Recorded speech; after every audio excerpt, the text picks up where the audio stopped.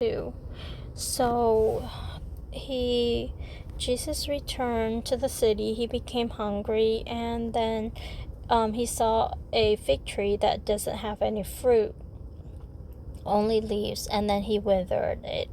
And I actually was talking to my dad about this, and to me it reminds me of Sodom and Gomorrah, cities that are like homosexuality.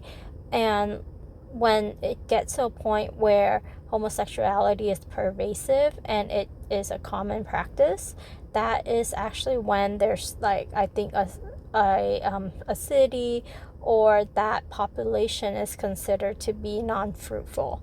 And I feel like it's like that kind of action, like those kind of practices, when more morality decay to that point, that's when God cuts off, similar to how he cuts off a tree that doesn't bear fruit, a civilization or a group of people that doesn't bear fruit and engages that in that, they will be cut off too.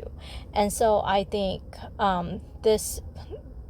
God lets, like, when I looked at the history timeline, there was a timeline, a biblical timeline that was done, and I remember the first generation of Adam, when it get to the seventh generation, then it was cut off. So there are, if you look at the timeline, it looks like a tree branch. So a tree branch that bear fruit continues, but when there will be a time that it will get cut off too.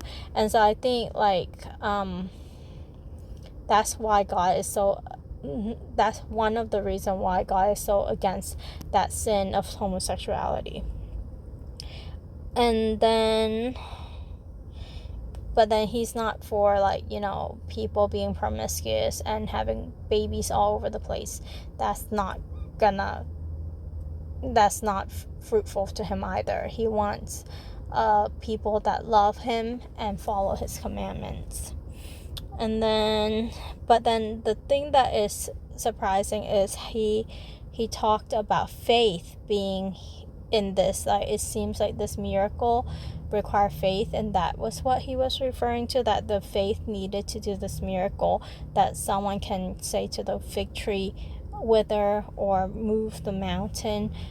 All of that required faith, but the connection there is kind of obscure to me.